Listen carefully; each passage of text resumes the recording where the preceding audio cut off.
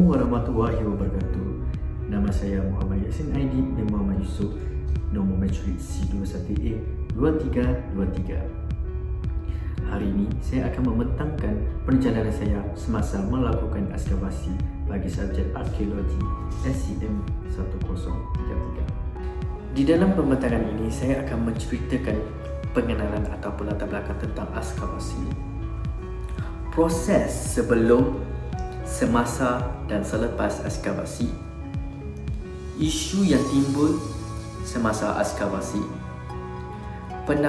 pendapat dan penambahbaikan yang boleh dilakukan semasa ekskavasi. Pada awalnya saya akan menceritakan tentang latar belakang atau pengenalan ekskavasi. Ekskavasi adalah salah satu metod yang digunakan untuk arkeologi untuk menggali benda-benda purbakala dan situs-situs arkeologi yang terkubur di bawah tanah. Proses ekskavasi melibatkan penggalian, pemindahan dan pengolahan tanah dengan tujuan untuk menemukan dan mengumpul benda-benda purbakala seperti struktur bangunan serta informasi tentang cara hidup dan peradaban manusia dari masa lalu. Dalam menjayakan proses ekskavasi ini, kami dibimbing oleh pensyarah Sergol Yang Juni dan Puan Nur Asma binti Hashim. Bagi lokasi tapak ekskavasi ini dilakukan di Kampung Kuala Rangkam, Bajuk pada tarikh 22, 29 Mei dan 6 Jun.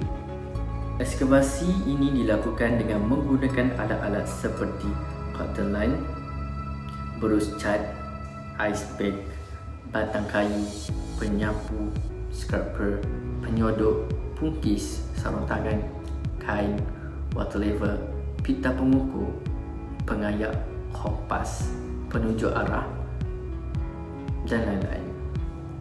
Selama proses ekskavasi, kami harus mencatat setiap detail yang ditemukan, termasuklah posisi ukuran dan hubungan antara objek. Sebelum ekskavasi dilakukan, aktiviti ekskavasi ini dimulakan dengan mendengar arahan yang diberikan oleh pensyarah. Pada awalnya, kami melakukan proses pembersihan tapak di mana segala akar keras dan pokok-pokok kecil harus dibuang terlebih dahulu. Seterusnya, kami perlu menentukan arah dengan menggunakan kompas dengan cara mencari north of the earth base bagi menentukan arah utara.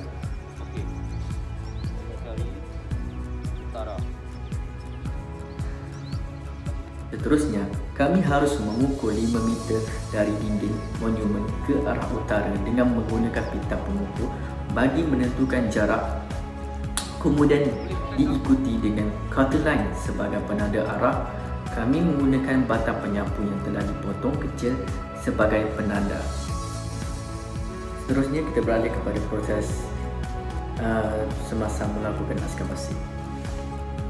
Selepas tapak ekskavasi selesai dibahagikan kepada beberapa grid kecil yang berukuran 1 meter, pensyarah memberi arahan kepada pelajar untuk mengenal pasti kodrat dan split tapak.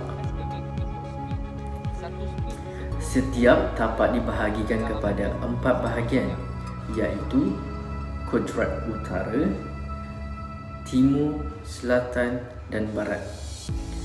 Sebelum aktiviti gali bermula, pelajar terdiri daripada 5 ahli akan diberikan tapak secara selang-seli dan mendapat kuadrat pada 10 cm persegi dengan kedalaman spilit 10 cm menggunakan alatan seperti pembaris, scraper, ice pad dan sarung tangan sebagai keselamatan.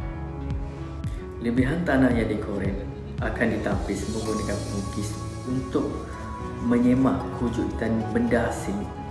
Setiap benda asing yang ditemui pada lapisan tanah pertama, kedua dan ketiga dan seterusnya perlulah direkod untuk dijadikan hasil dapatan Proses selepas melakukan ekskavasi. Di akhir ekskavasi ini, kami harus mengenal pasti warna di setiap lapisan tanah, iaitu lapisan pertama split 10 cm menunjukkan warna kelabu muda dan mempunyai tekstur pasir halus. Manakala lapisan kedua atau split itu berukuran 20 cm menunjukkan warna coklat tua, teksturnya adalah lembap, kurang kepekatan yang tinggi dan mempunyai pelbagai akar seperti akar kasar dan akar halus. Operasi ini kami bersama-sama membersihkan kawasan lapangan kajian. Hal ini bagi bertujuan mengekalkan kelestarian alam semula jadi di kawasan tersebut. Terdapat beberapa isu semasa melakukan proses ekskavasi. Antaranya ialah keadaan cuaca yang tidak menentu. Cuaca yang tidak menentu ini telah mengganggu kami semasa menjalani proses ekskavasi. Sebagai contoh, cuaca yang sangat panas dan hujan secara tiba-tiba telah memaksa kami memberhentikan proses ekskavasi ini. Selain itu, keadaan geografi yang tidak rata di kawasan lapangan juga telah menyukarkan kami semasa proses ekskavasi dilakukan. Keadaan tanah yang tidak rata telah menyukarkan kami untuk mengambil bacaan atau ukuran yang tepat. Walaupun kami telah menggunakan water level bagi mengatasi masalah ini. Akhir sekali, terdapat cadangan atau penambahbaikan yang harus dilakukan semasa proses ekskavasi ini. Antaranya ialah penilaian risiko. Penilaian risiko secara menyeluruh sebelum melakukan ekskavasi harus dilaksanakan. Hal ini kerana potensi masalah dan risiko keselamatan yang mungkin timbul harus dikenal pasti dan langkah-langkah pencegahan awal perlu dilakukan bagi memastikan keselamatan pelajar terjamin. Misalnya, ancaman daripada haiwan buas semasa ekskavasi dilaksanakan. Sekian, terima kasih.